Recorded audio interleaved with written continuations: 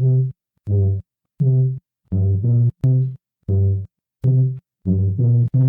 gabbing with Greenwood. Greenwood Gab. Hey everyone, you're back again for another episode of Greenwood Gab. I'm Sarah Reynolds. And I'm Natalie Browning.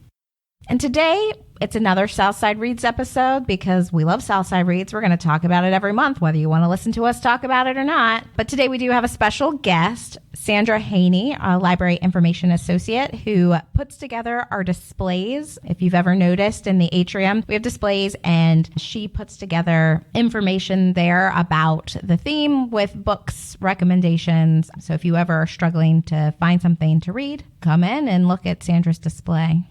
We know sometimes it can be hard to decide what to read since the themes are so broad. So if you need that direction, Sandra is one of the people that helps provide that for you. If you can't make it into the library, though, we also have recommendations on our website. It's the Southside Reads page, just linked off of library.longwood.edu. So we try to provide that direction for you, but you can really choose anything that's theme-based. And the theme for August, so this month when we're recording, is Other Worlds. Right. And with that theme, you might straight go to sci-fi, fantasy, that sort of thing, but it doesn't necessarily have to be that. You can pick historical fiction that takes place in another time period. It's another world. Maybe you want to read about a culture that you're not familiar with, you know, a book set in contemporary India. That's another world for you. So we try to make them broad. We don't want to box you into reading a book you don't want to read. That's the joy of Southside Reads. Yes. So without further ado, we'll get into our interview with Sandra. Now we are here with Sandra Haynie, Library Information Associate.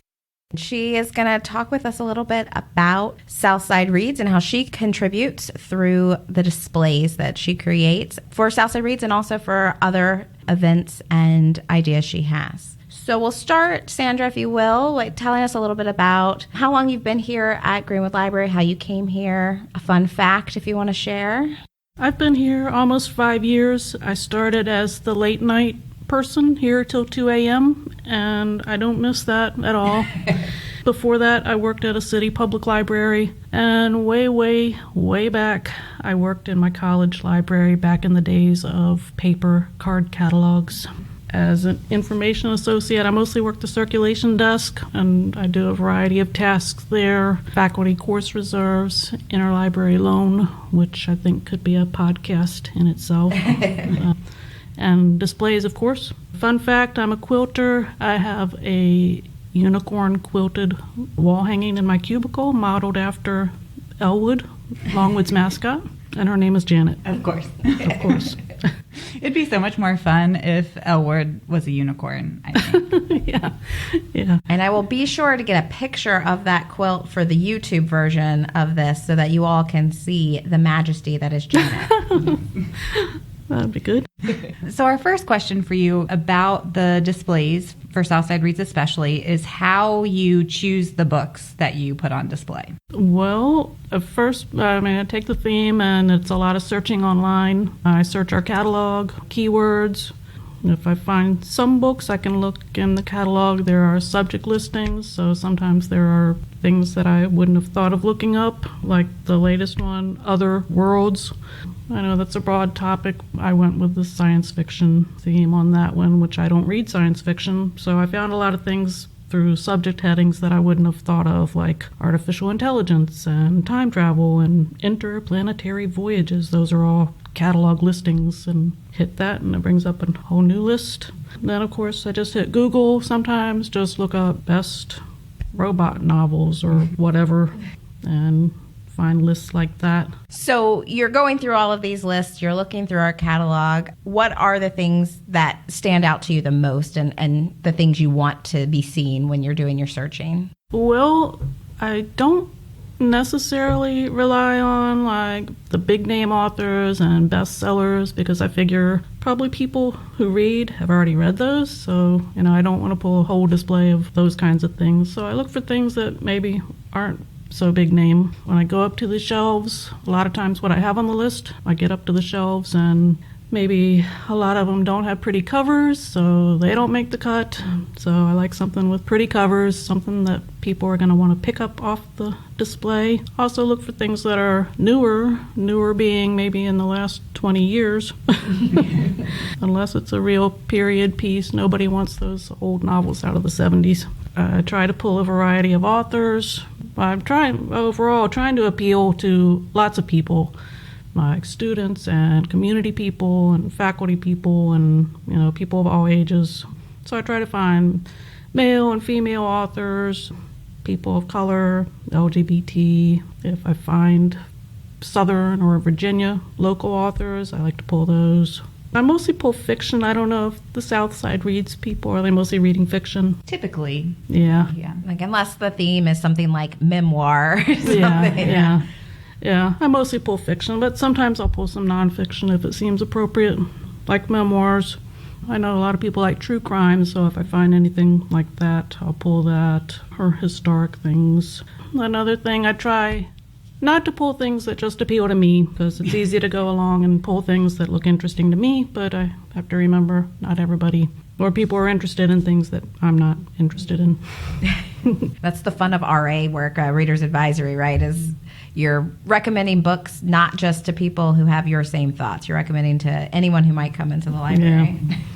Yeah. And I will say, anecdotally, we've heard from some of our participants that that's how they choose their book, is they come in and see what's on display. Mm-hmm. So you're doing a good job of picking the books that people, especially community people, I think are the ones that say this the most. They see books there that they want to pick up. So they have the pretty covers and the interesting topics. So good. So, that makes me happy. So along those lines, what were some of your favorite Southside Reads themes to make displays for? I really like human stories. I like finding nonfiction because, fiction, well, I don't know, for myself, I read a lot of fiction, but when I started working in libraries, I found a lot of nonfiction things that were interesting that if you don't wander all over the library, you might not realize they're there. Like memoirs, you can find those in every section, and there's a lot of interesting things there. Human stories, true stories, travel books are really interesting, so I like doing those. We've had a couple categories like animals. Animal stories are fun. Food and cooking, you can find some interesting things there. Another thing that's interesting, instead of focusing on the content of books, sometimes some of the categories have been on title. We had number in the title, and we had one-word titles.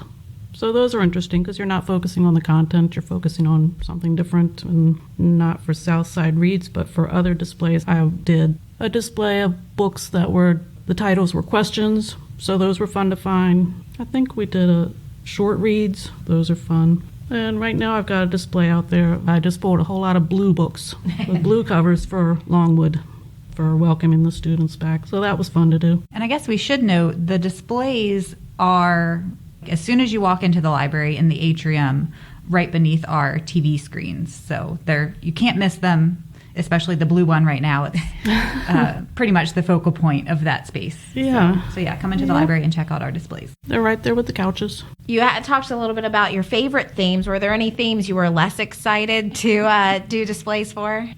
Well, because I love a good theme, I love a specific focus. The really broad themes like relationships or community, those are so broad that it's hard to really focus on those, and they're not very fun to find books for because just about anything could fit in those themes, which I guess is the beauty of the Southside Reads, but it's not so fun for pulling for displays. The display should just have a sign that's like, go upstairs and look at our collection. Pick anything. Anything will work. I think we settled on relationships because it was February and we didn't want to do just romance or love because we thought that would be too narrow. But you're right, relationships. Every book, I think, has some kind of relationship in it. Yeah, I started out thinking, all right, well, I'll pull, maybe sibling relationships or parent-child, but then it just got to be like everything has something in that, and that just got to be hard. It's good for the readers, not good for the display makers. Yeah. So we've alluded to some, but we also have displays other than just for Southside Reads. So what are some of the other displays that you've put together? And maybe you can touch on how you come up with those ideas for those displays. Well, when I first started doing displays, I was asked by the Office of Multicultural Affairs to do the awareness months such as Black history, women's history, Hispanic heritage, Native American heritage, Asian Pacific American heritage, and those. So I usually do those months, also like LGBTQ month, a mental health awareness month. So I usually squeeze all those in. And then I try to squeeze in seasonal themes such as Valentine's Day. We do a blind date with a book where we wrap the books up and put some clues on the front, like you're going on a blind date. I think when we first started doing that, they were just wrapping the cover and people could still look in the books and there weren't a lot of checkouts. And then when I started doing that, I've started fully wrapping them. And I thought, nobody's going to take these because I'm not the kind of person who would do a thing like, take a book and not know what it was. But those are surprisingly popular. I think the first time we put those out, like everyone got taken. I don't know if they got read, but they got checked out. They got checked out, so that was surprising and interesting. So summer themes usually, sometimes in the summer I'll do like road trip books, which I think those are fun. I've done like back to school movies. I've noticed since the pandemic, the checkouts of DVDs has sharply declined, which is really interesting. Our biggest checkouts were the Halloween movies, and like the last 2 years, that has sharply declined. Maybe during the pandemic, people got into the streaming, all the streaming services, but...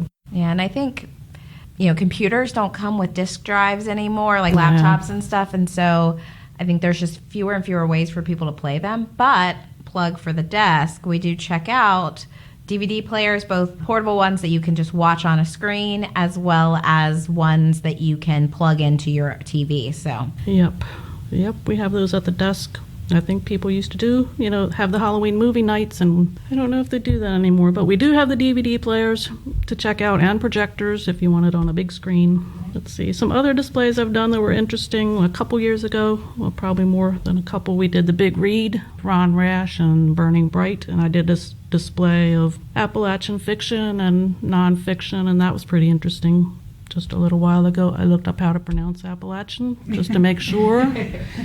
Yeah, it depends on where you're from. You can always tell. Yeah. People who are not from the Appalachia region usually have the A sound, so it's Appalachia, and it's like, nope, that's not how you say it when you're from there.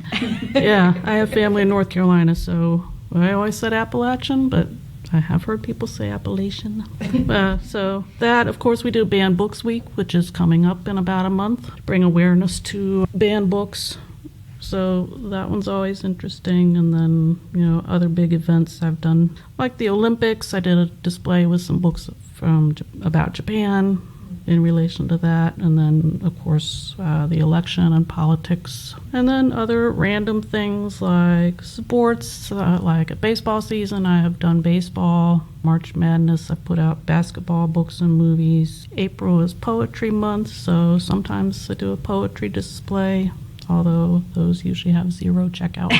But sometimes I think if they have no checkouts, they still, maybe you're bringing awareness, just having it out there. There you go.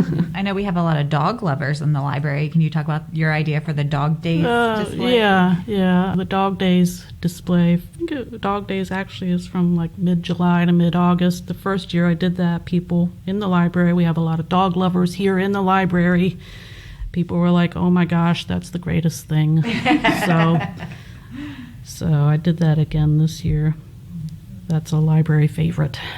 If someone had an idea, how might they share that with you for displays? Well, my email, you can email, call me, leave a note, whatever. I am always open to ideas because I know, I guess everybody looks for things that appeal to them, and maybe you have a blind eye to other things out there. I know I had worked in a public library, and when we did displays there, we put things out and people took them. And coming to an academic library, it's somewhat discouraging that there aren't so many checkouts, even though I know it's a whole different thing. As my own daughter told me in college, she was like, college kids don't read. But it's very different, but I'm always open to suggestions. And the good thing about the books from our main shelves upstairs is that students can check them out for 90 days now. So if you check out a book at the beginning of the semester and you find you're doing a lot of reading for classes and you're like, oh, I'm not going to have time, hang on to the book for a little bit. Maybe during fall break you'll have a few days that you can read in. So don't feel like you have to read it immediately. Yeah, they check out for 90 days, and most things you can renew with no problem. So, if it takes you a long time, usually it's not going to be a problem. Is there anything else you want to share with us? Any further ideas from anybody, even in the community? I am open to ideas, anything you might want to see. I love a theme. I love a good theme. I love the hunt for things to fit a theme. So that's a lot of fun. Probably my favorite thing I do here. Yeah, and if you go on our website, library.longwood.edu, there's a About Greenwood tab, and under that tab is where you can find the Contact Us page, which will have contact information for everyone that works at the library, but Sandra will be on there as well. Yep. So thank you for joining us today. Yeah, well, thank you for asking me. Hey, Sarah. Hey, Natalie. Did you know a lot of books are actually made into movies? I had heard about that, yeah. Did you also know that the Greenwood Library has several streaming video resources where you can watch some of those movies? Really? Yeah. Oh my gosh. There is this database called Academic Video Online where the Colin Firth Pride and Prejudice miniseries is. That scene where he comes out of the pond with his shirt all wet. Women of a certain age know what I'm talking about. Yeah, just go to our database list and choose streaming video from the resource types menu. And if you want to see if we have a specific title, you can always just search it in the Discover tab on the library's homepage. All of our streaming services are linked through that. Yeah, use the library to watch your favorite movie today. Okay, so you're back with just Sarah and I again. We want to thank Sandra for joining us on the podcast today and talking about how she comes up with the displays for the library and for Southside Reads. And now we're going to talk about, just like we did last month, the books that Sarah and I have chosen. Speaking of procrastination, we stay on theme here. We both have just started our books, so we'll give you little teasers because that's all we can do. Yeah. We still have a week before our book discussion when we're recording this, so tons of time, including a weekend that is also filled with work stuff. Yeah. Yay! Welcome, new Lancers. So what are you reading this month, Natalie? So I am reading a new fantasy novel by Tahara Mafi called This Woven Kingdom. So I picked this mostly because it's fantasy, so it fits the Otherworlds theme. But I also really liked the other books that Tahara Mafi has written. The Shatter Me series is probably my favorite of all time. And it's several books. Like, she wrote 3 originally and then came back and wrote more. This novel, This Woven Kingdom, is also going to be a series, so I don't know what I've gotten myself into. But this is number 1. So this book is actually based on Persian mythology.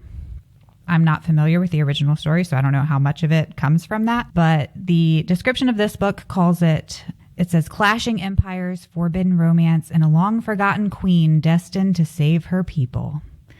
We've got a lot of things to look forward to here. So it's about, the pieces I've read so far are, there's a servant named Eliza who is actually part of this group of people who have some kind of special powers. I'm not entirely sure what they are yet or what's going on, but she has some kind of powers, but she's posing as a servant, so like nobody knows that she's part of this group of people. So we get her perspective in the beginning, and then we switch perspectives to a crown prince named Cameron, who kind of stereotypically is about to take over the kingdom, and his grandfather, the king, like wants him to get married so he can take over the kingdom. And that's kind of where we are. But, you know, this first piece of the description says forbidden romance. So I can only guess that the prince is going to fall in love with the servant girl. So we'll see if I'm right. Forbidden. So what are you reading, Sarah? Since that's really all I can tell you about my book. What are you reading? So I have had a book on my to-read shelf, not like a literal one. There's an app, Goodreads, and you can keep shelves digitally now. It's amazing. Become friends with Greenwood Gab on Goodreads. Yes, we will make shelves with all of the books we mention on this podcast. So if you want to find out what we're reading, what we have read, what we talk about as we meander through these episodes, find Greenwood Gab on Goodreads. So I have a to-read shelf. It's got hundreds of books on there, and I'm always constantly adding to that shelf and very rarely subtracting from that shelf, at least not in the same numbers. So I decided to go back and look at some of these books that I have been thinking about reading for a long time, and one of them is The Underground Railroad by Colson Whitehead, which is an award-winning book. It's critically acclaimed. A lot of, it also got a lot of great love from just the readers, not just, the critics, but also that it's a really fascinating story. And so I'm about 20% into it. Cora, the main character, has not yet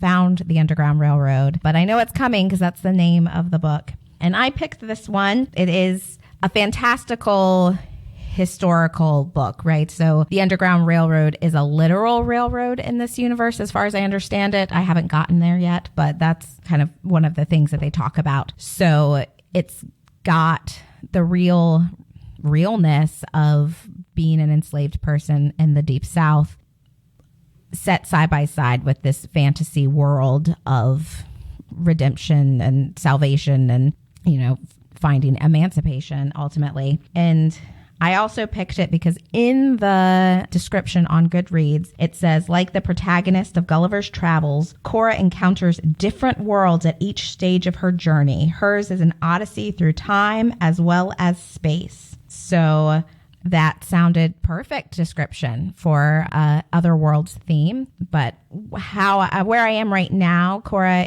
was born enslaved in Georgia and on a cotton plantation, and she tells the story of her grandmothers coming from Africa and her mother living her life as the only slave that has ever escaped from this plantation. When she was a child, her mother left one night and she never saw her again, and she was never caught.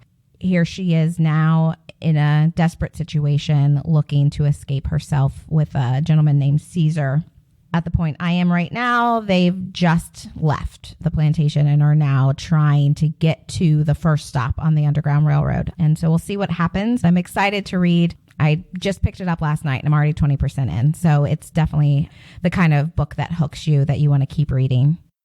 That sounds really interesting. And again, another example of how you can really read anything, because our books sound so different again this month. Yes. And that's the fun of Southside Reads. So, join us on Facebook. We have a Facebook group where you can post what you're reading and talk with people who love to read. You can join us in our book discussions. You can find that information is posted online as well in our Facebook group, as well as on the Southside Reads page linked off of the library's homepage.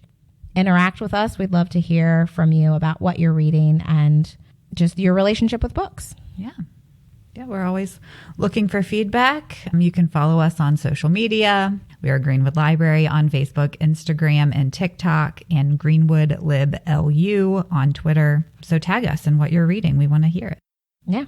Especially, we have this new online shared catalog that's going to be coming up in the next few months. So it'll be even easier for Longwood affiliated people to get access to materials from the public library and Hampton-Sydney. So you'll have even more opportunity to read in just a few months. Yes. And we're excited for that.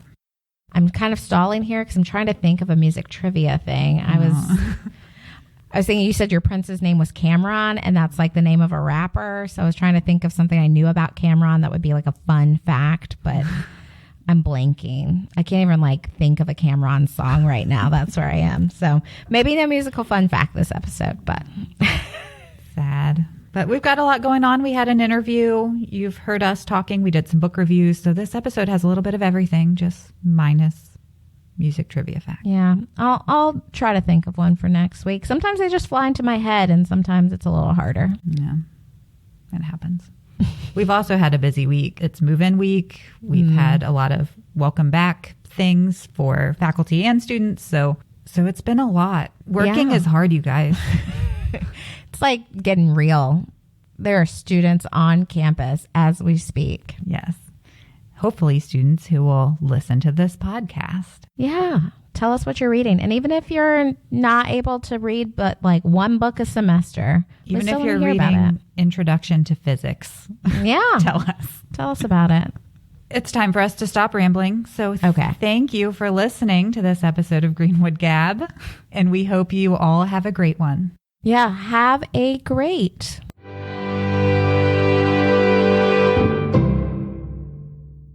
All right. Which one of us started last time? Steven, which one of us started?